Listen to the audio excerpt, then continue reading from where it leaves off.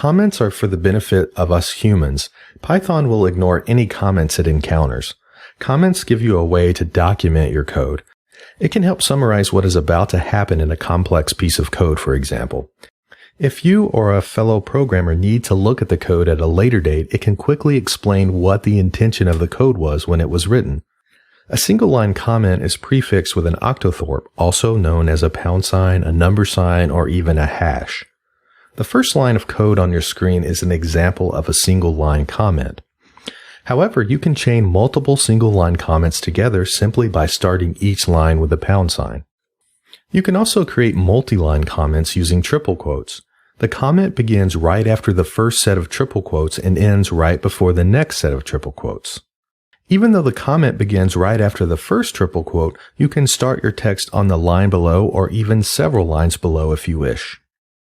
You can even create a single line quote using the triple quote syntax as shown on your screen. Just remember to start with triple quotes and end with triple quotes. Going back to our What Does the Cat Say exercise from a previous section, let's add in some comments to make our code clearer. These comments are simply describing what the code is intended to do.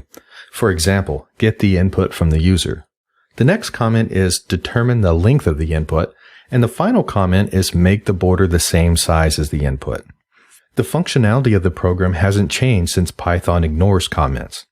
However, if we come back to this code at a later date, we can quickly tell what it's supposed to do by reading the comments.